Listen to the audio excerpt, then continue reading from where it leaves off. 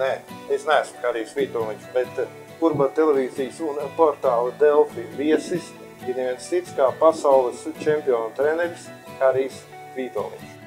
Es jums apsveicu tev, Hari, ar uzvaru. Un tieši ar to, kad es tev nosaucu par Hari, man tev pirmais jautājums ir, kas man godīgi sakot sen interesē un reizē arī kaitina. Tev bieži vien preses konferencēs, Rīgā īpaši, jā? Vairāk jaunie kolēģi, tā vienmēr, Hari. Vai tas tev nekaitina, ka tā familiaritāte? Nē, zin kā, pie tā ir pierasts. Un es atceros, ka es agrāk, ka pavisam maz bija, man likās, ka man ir tā kā 2 vārdi, ka man sauc par Hariju, es neatsaucos nekad, jo man Haris vairāk patika. Un tāpēc, teiksim, tā ir pierasts, un es arī visur, kur ja kāds prasa vārdu vai uz ko atsaukties, tad es nekad nesaku Harijs. Krievijā tomēr ir savādāk tradīcija, tur tēvvārdā. Pirmām, es to nevarētu Oļegs. Krievijas tāpat es saku Haris. Haris, jā.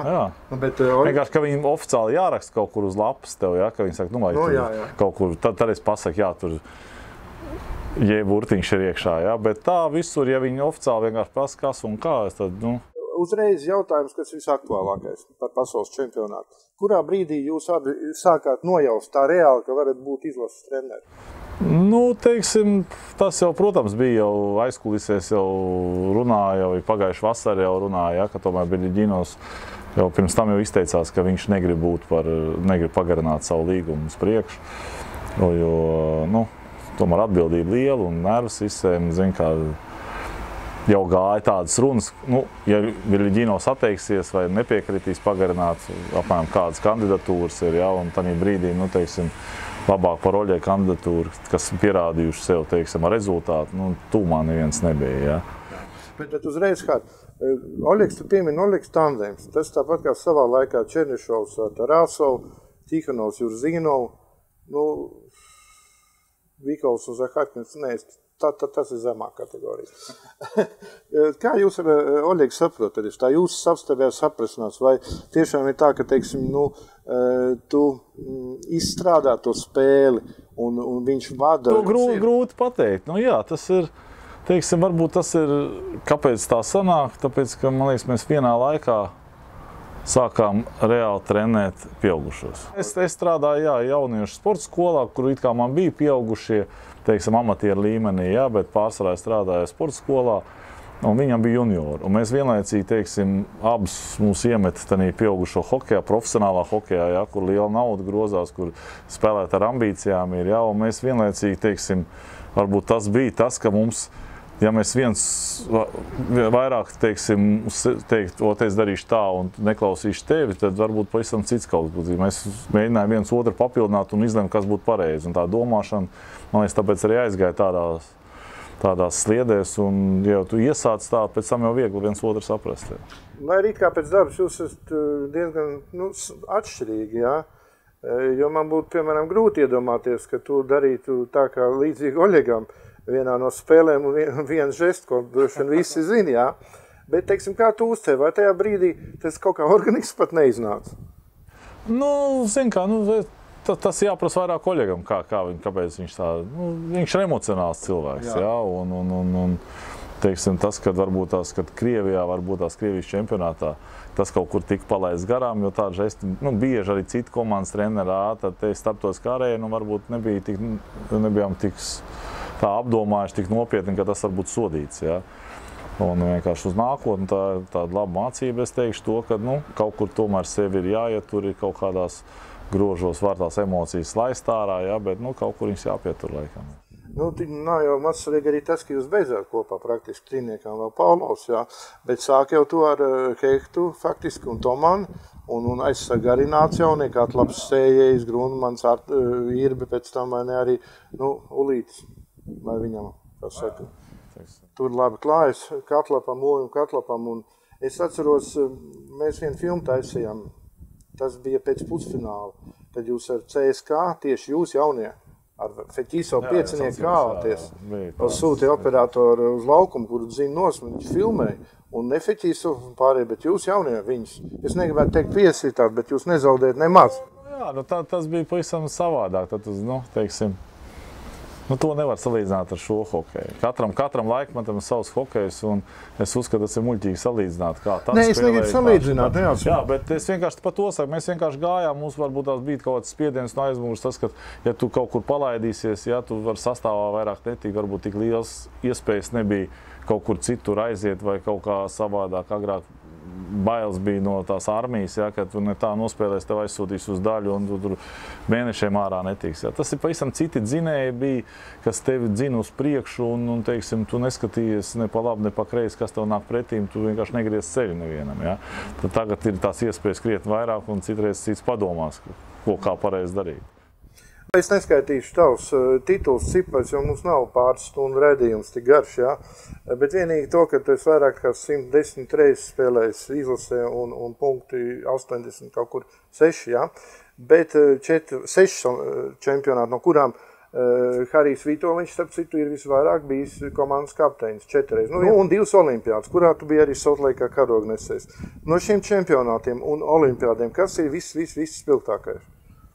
Nu, teiksim, katra paliek savus iespējas katrai no, teiksim, no olimpiādiem, protams, pirmā, jā, tas ir pirmā olimpiāda, un to, ka vienmēr pat skaties pa televiziju, un te pēkšņi tu pirmā reize piedalies, un vēl tev, teiksim, es nesaku, ka tas mans nopelns, tas viss komandas nopelns, ka es neskaroju, tas tik vienkārši ievēlēts kā komanda nes, un tā bija tāda liela atbildība, es teikšu, un pirmo reizi to visu redzēt, izjust, jā, tad tu nepievērs uzmanību tam, vai komfortabls istabas vai nav, vai kas ir vienkārši ķēri prieku no tā, kas viss notiekās apkārt. Ja.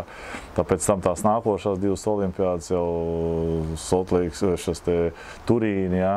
Tāpat Vankūver, tu jau zināji, uz kuriem tu brauc. Un pavisam, ir pavisam savai, tu salīdzini, kas labāk, kas sliktāk, teiksim, tie pirmie iespēja vienmēr vislabākie. Bet redz, tagad ir viens paradoks. Mēs 18 reizes, es domāju, Latviju, protams, esam A grupā, 4 reizes olimpiskās spēlēs, bet sistēmas kā tādas mums laikām nav. Nav ne Šveicis, kur tu perfekti, man liekas, cik tu 16 gadus Kreitslinkā tā dzīvo. Nu, kaut kur tā, vai ne? Tur ir sistēma. Kā tev šķiet, ko mums Latvijā vajadzētu darīt, lai, teiksim, virslīgas čempionātam būtu svars? Lai tas nebūtu tikai tāds ķeksis, jā, lai mums tiešām būtu sava skola.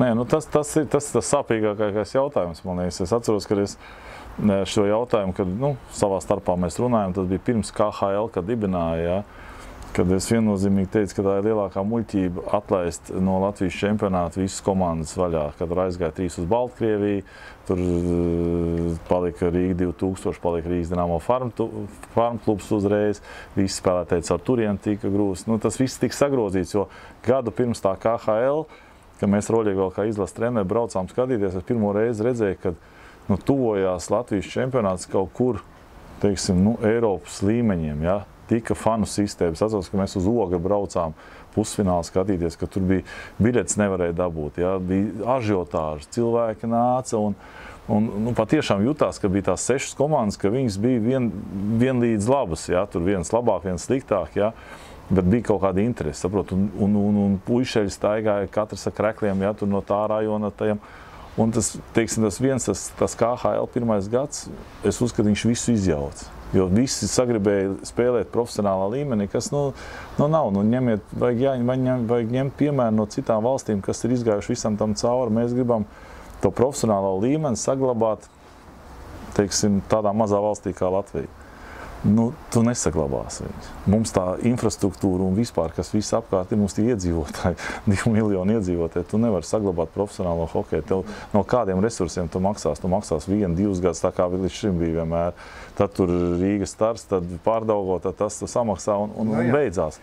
Ir jāsāk meklēt cits ceļš, es uzskatu, kurš ir Šveicē ir amatieri, teiksim, kā to sauc, pusprofesionālais vai amatieru līmenis, ja? Harij, atvainojies, te pārtrauc, bet vai te nevajag arī šo sistēmu klubos sākt, jo, piemēram, šobrīd Latvijā, jā, tu vispār seko līdz čempionātam Latvijā? Mazliet, jā. Lietas, kuras veids man tev labas nav jāstāst. To, kad intriga bija finālā, to es zinu. Jā, intriga bija pamatīgi tā kā vajag, bet tieši šie 2 klubi šobrīd, man liekas, uz pareizā ceļa, jo Prizmai ir šī sistēma, klubam ir vēlēšanās un ir pirmie darbi, lai no apakšas sāktu, bet Liepāja ir otrādi, Liepāja ir apakš un nav augš, jā, bet ir klubi, šobrīd paldies, ka viņi piedalās, bet viņi ir, kā saka, spēlētāji priekš vienas komandas, bet tie jaunie nav. Un vēl šī sakarā jūs abi atvedāt, abi nevar teikt, jūs piecetā atvedāt Gagārina kausu uz Rīgu, ja? Tas būtu pat cik taisnīgāk. Un man pārsteidz tas, ka es tur faktiski neredzēju jaunos puiku. Teiksim, tiešām treneris nevar savākt.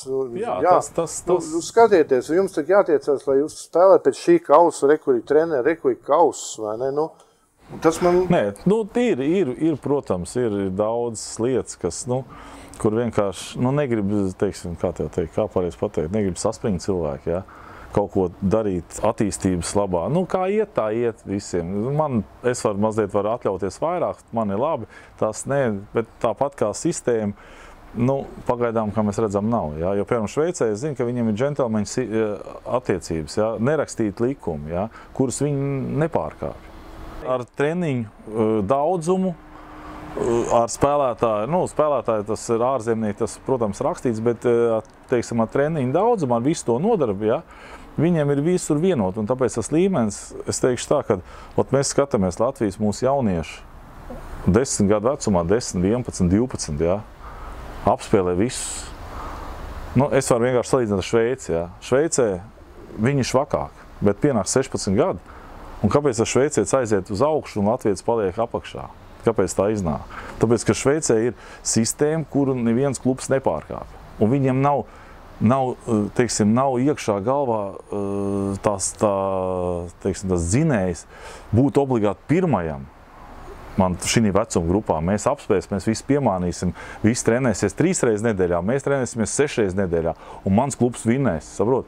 Un es būšu tas labākais, ja? Un man viss pie maniem nāks. Viņiem nav tas. Viņiem, ja ir vienošanās, es strādāju tādā sistēmā 3 gadus, ja? Es vēl pats prasīju, kāpēc mēs nevaram vairāk trenēties. Un pirmie gadi man bija tā, ka es arī nesapratu. Es teicu, vai taču tomēr rauties un trenēt? Viņš saka, tas nav tas galvenais dzīvē. Dzīvē ir galvenais, tu labi spēlēs līdz 30, 40, un tu, ko tu pēc tam darīsi. Jā. Mums ir galvenais no bērna izveidot cilvēku, kurš attīstās fiziski, sporto, bet arī viņš sabiedrībā ir vajadzīgs. Ja? Un tas viņiem ir, ka viņam katrai vecuma grupai sākot tur 2 treniņu nedēļā, 3, 4, 5, viņam aug uz augšu.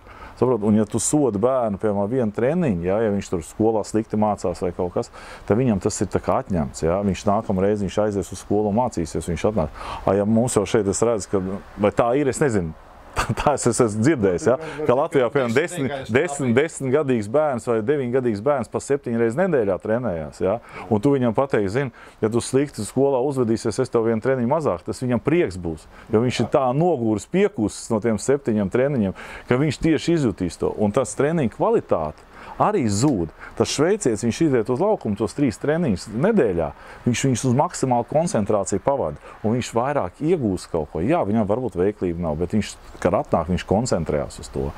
Tā, kad ir tev 7 treniņi nedēļā, ja, tad tu zini, ka rītā man atkal tas pats, parīt man atkal tas pats, saprot, un tu jau palaidies. Kaut kur tu vairāk nevar sev motivēt. Un ar gadiem tu jau nevar sev pielikt klāt. No jā. Ja Šveicē ar gadiem pieliekās treniņi, kvantitāti, ja? Tad, piemēram, pie 16 gadiem viņi izlīdzinās ar Latviju, bet viņš ir pienācis uz maksimālo atdevu. Tas, kas Latvijā trenējās jau no 9 gadiem tikpat intensīvi, viņš jau vairāk, viņam jau nav motivācijas, viņš jau ir beigts no tā. Saprot? Un tur viņš arī aiziet garām. Plus jau viņam ir izglītība, viņš vēl mācās un studē un viss. Un tas ir tas mirklis, kad apiet, un kas ir jāsaprot arī mums sabiedrībai, kad ne jau viss izaugs tev Pol Kofī vai Feķīso vai kas, vai Grecki, ja? Un kad nedrīkst, jā, es saprotu, protams, sports ir daudz, un es pats zinu, kad man pateiks, viegli tev teikt, ja, tu pats esi izspēlējis, tā ir ticis pa treneri, ja, bet es vienkārši saku par to, kad jāpiedomā pie tā, ka tas bērns, es saku, gadās dažādi, jau Lindros spēlē, dabūns smadzenes atrasājums un beidz, ja. Un viss, un tāpat tās jebkuras bērnā notīties, viņš var iet kaut kas notiekās un visu, viņš beidz, un ko pēc tam darīt.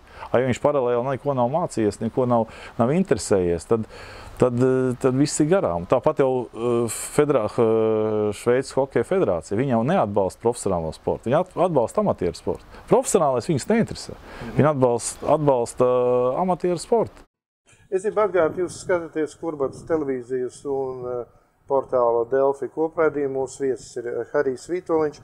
Bet vai tu pats ar vēl mācies? Tu agrāk bieži braukāji pie Jurzino, turpat Šveicē, vien tās treniņu nometnes. Nē, es katru gadu braukāju. Jurzinovs jau man saka tā, ja es pie viņa neatbraukšu, tad bez kausa tanī gadā nebūs. Viņš cik reiz pie mani brauc, katru gadu tu dabūni kādu kausu.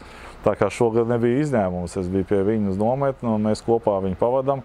Labi, es nevaru atļauties, teiksim, man tas atvaļinājums ir visai mazs, tur šogad vispār sanāca mēnesis, ja, kad es pie viņa atnācu 3 reizes, ja, nedēļā.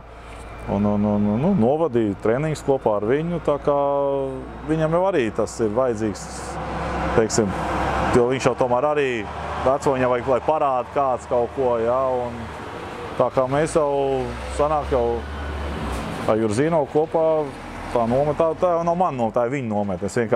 Es vienkārši, mans noteikums ir viens, es piedaloties nometnē, es saku, ka es drīkst paņemt vienu spēlētāju pa brīvu uz nometni. Ja? Kad Jurzino nometnē vienmēr viens no Latvijas piedalījās. Tas bija Ronalds Ķēniņš, man liekas 1 vai 2 gadus, tagad Marks Lazarevs brauc jau 2. gadu. Ja?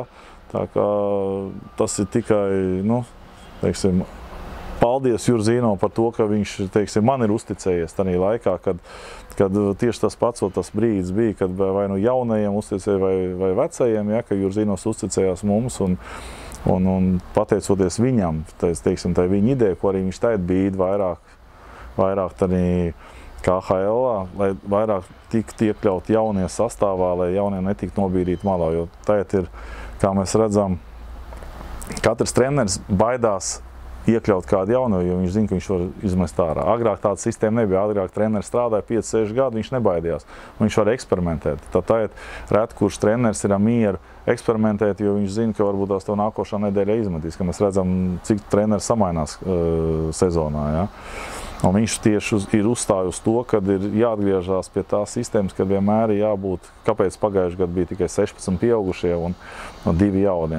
Visi no sākuma pretojās pret, bet beigās, kad sāk uzskaitīt, cik parādījušies jauni talanti mums, ja, līgā, cik atklājās spēlētāji, tad visi konstatēja, viņi nekad nebūtu atklājušies. Mēs paši ar Oļegu nenoliedzam to, mēs nekad nebūtu atklājuši savā komandā, piemēram, tādu Mironu un Karjāginu, ja nebūtu tā sistēma. Bet turpmāk arī būs Daugaviņš. Jā, teiksim, kāpēc izvēle krita uz Daugaviņu, teiksim, man tika iedots saraksts kandidāti, teiksim, mēs pagājušajā gadā Kvapili nebija sevišķi apmierināti, un izskatījām, ka mums vajadzīgs kāds uzbrucējs ir, ja, un tādā sarakstā, kandidātu sarakstā, kas pretendē uz Maskavu, bija arī Daugaviņš. Ja, un, teiksim, tā kā uz manīm gūstās atbildību šogad komplektēt to komandu, ja, tad es labāk ņemu spēlētāju, ko es zinu. Ja, es zinu, ko viņš var, es zinu, kā viņš ir spēlējis, kad viņš labi māk spēlēt. Tad pašā laikā es zinu, kā viņš var spēlēt, ja viņš slikti spēlē. Ja. To mēs arī redzējām Maskavas Rīgas Dinamo, ka viņš spēlēja, ja, kad bija viss galīgi garām. Ja. To mēs arī redzējām Latvijas izlasē, ka viņš vienā spēlē var būt bez mazai pa varoni gūstot vārdus un uzreiz pēc 2 maiņām nepaņemt savu spēlētāju vai dot piespēlēt caur centru un pārķert un dabūt golu. Ja. Bet es vairāk balstos uz to, ka viņš tomēr uz viņa tām dotībām, ko viņš tomēr var, kad viņš ir labs. Ja, jo patiešām tad, kad viņš spēlē tā kā vajag, ja, tad viņš ir neapturams un nepavēlti Šveicē viņu novērtē ļoti augstu. Un kā mēs redzam, arī disciplīnas ziņā Šveicē viņam bija visai labi, ja, nebija ne pārāk daudz noraidījumu, nekas, un tās atsauksmes, ko es tā painteresējos par Šveicē, viņi teica, ka patiešām tas bija spēlētājs, kas vajag. Jā, citi saka, ka viņam bija labi partneri, ja, kas viņam izvadīja, visu laiku iedeva, bet tam arī vajag. Es domāju, ka arī mēs komandā sameklēsim viņam labus partnerus, bet ja viņš patiešām sapratīs to, kad viņam jāspēlē tā, kā viņš aizvadīja Šveicē, kā viņš aizvadīja arī Latvijas izlasē. Tos momentus, ja, ka uzņēmās iniciatīvu uz sevi un visu, bet vienkārši, lai disciplīna būtu arī līmenī, ja, tad es domāju, viņš var būt viens no labākajiem spēlētājiem, jo viņš ir tāds, tieši tāda paša tipa kā Karsums, ja, kas nebaidās, kas var zem ripām nolīties, kas var iet uz vārtu petaku, ja, un grūstīties un iedot iekšās un nepagriezīs ceļu, ja, to mēs arī zinājām, ka viņš tikko 1. gadu bija Latvijas izlasē, ja, kad vēl ar estēm, kad nešķērsoja nevienam ceļu, ja, kad gāja cauri. Ja. Ļoti daudz plus ka jebkuram cilvēkam ir mīnus, bet es domāju, viņam plus ir vairāk, un plus vēl tas ir zināms spēlētājs, ja, kad, nu, tāpēc gulās uz viņu tā izvēle. Nu, es ceru, ka viņš nepievils un parādīs ļoti labu sniegumu. Un kopā Mārtiņu, es domāju, Mārtiņš viņam pastāstīs, kā tas gads pagājis, kā pie mums ir, lai ātrāk iejustos komandā, jo viņš nav tāds, kas stāv maliņā, viņš vienmēr ir tādā virpuļa vidū. Ja. Nu, cerams, ka komanda arī viņu pieņems tādu, kāds viņš ir. Tā kā, nu, cerams, ka būs laba sezona. Par skriešanu runājot, vēl Tihonovā laikā pats to izgājis cauri, tā milzīgā skriešana bija, un arī Tihonovā, teiksim, audzēkņi Vorodņam, Krikunovam, un es zinu, arī jūs daudz skriena. Un Kandau tiešām bija elle, un tiešām tur visi gulēja. Laikām Fikus, nu tas ir Hartuļevs bija izņēmums, kuram draugi zināja, kur noslēpt, pie kur kaut ko noslēpt, viņš vēl varēja atlikušo ceļu panašķoties, un viņš vēl turējās uz kājām, nevis saļim, jā. Kā tev šķiet, vai mūsdienu hokejā, kas vispār kļūst sakarā to, ka ekipējums ir vieglāks, ātrāks un tā tālāk, jā? Es noprotu, ka jums ne īpaši daudz to riteņu zālē, bet joprojām ir skriešana vasarās pamatā. Tas ir Maskavas Dinamo, mums ir jā. Mēs pie, teiksim, pirmā gadā teiksim, tas arī visam jāiziet cauri. Mēs it kā bijām ar Eiropiesko pieeja roļīgi, jā, un tāpēc mums MVD neiznāca, ka mēs pārāk, jā, riteņi, skriešanas nevajag, un vairāk klausījāmies uz ārstiem, kā ārsts saka, vai tam tur sāp muguri, tam tur ceļi, ieteicams labāk nē. Bet tam mēs pateicām, nē, nu, ja tu esi gatavs spēlēt, tad tev ir jādara tas, ko mēs gribam. Un pārsvarā, tā kā Mārtiņš Karsums arī rakstīja, ja, ka tik daudz nav skrējis, bet tas dod savus plusus. Ja. Un es neteikšu, ka mēs kaut ko daram, kaut ko tādu, ko citi nedara. Es domāju, tam pašam Krikunovam ir varbūt vēl trakāka skola, ja, viņam riepas un visu, un tam pašam Vorobjovam. Ja. Vienkārši mums ir tā, ka ir smagi, ja, mums vairāk, tā kā paši spēlētājs saka, mēs vairāk kaldinam to raksturu, izturēt. To, kad citos klubos jau arī ir, ja, vienkārši viņš saka, pie mums varbūt tas, ka mēs no viņiem spiežam vienkārši vairāk ārā, varbūt kaut kur vēl, ja, viņš saka, mēs vairāk, ne jau tas, ka mēs baidamies no tā darba, vienkārši mēs, nu, ja kaut kas jāskrien ir, ja, kad viņi zina, ka pie mums būs tas jāskrien, ja, ka mēs tur nenoņemsim nost, ja. Un vairāk veidojas raksturs, izturēt to spiedienu, izturēt to karstumu, ja šitāds laiks 30 būs pēc 2 nedēļām, nu, būs smagi, ja, ka tev 16 reizes pa 400 būs jāskrien. Tad es tev gribu tā izspiest no tevis vienu solījumu. Mums tādos plānos ir Kurbats televīzijai veidot, nu, teiksim, mēneša apskatu par Latvijas virslīgu, lai popularizētu, lai cilvēki vairāk zinātu. Nu, tu skatīsies, reizi mēnesī tev nosūtīs. Nu, teiksim, ja man būs iespēja, tu domā, ierakstā nosūtīt? Jā, kāpēc gan nē? Ja sanāk laiks, vienmēr tāpat kā tu ziņas, tu jau lasi ziņas, Latvijas ziņas, tu lasi, kas un kā tu iziet cauri sportām, ja kas sporta portālos rakstīts ir. Un, ja sanāk laiks, kāpēc gan nē? Jo tāpēc saka, nu, es pats spēlēju Kurbatā, tas bija cik gadu atpakaļ, cik tas bija? Mēs kļuvām par Rīgas čempioniem, ja? Rīgas čempioniem mēs kļuvām. 5 gadu atpakaļ, jā. Un tad, teiksim, es uzskatu, ka tas ir tas pareizais variants, kad sākt, teiksim, tas bērnu hokejs ir viennozīmīgi no kā jāsāk, tā piramīda no tā jau sākās, bet tas augšgals, nu, nevar būt tas profesionālais gals, jo nekad tu nepavilksi. Tur ir vajadzīgi piesaistīt tā, lai spēlētājs saprot to, ka viņam ir paralēli vēl kaut kas jādara. Un tas līmenis jau varbūt kaut kur vienā brīdī viņš var iesaisties, jā, neaug, bet nu, neviens jau neprasa to lielo līmeni. Viss jau prasa, lai būtu interesi, lai būtu ažiotāža. Vai tad vajadzīgs kādam skatītājiem, ka viņš atnāk, lai tas spēlētājs noskrien tur zibeņa ātrumā pāri visam laukumam. Viņam vajag, lai tā interesanta spēle būtu, lai vairākas komandas būtu viss vienlīdzīgas, jā, lai ažiotāža kaut kāda būtu. Nu, tā kā... Mēs varētu ļoti daudz runāt, es domāju, diennakti. Bet man ir tradīcija, kad iznāk par Latvijas hokeju un tevi pieminēt.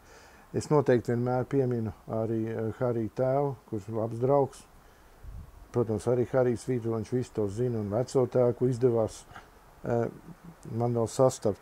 Saki no tēva un vectēva, ko tu esi iemācījies galveno? Nu...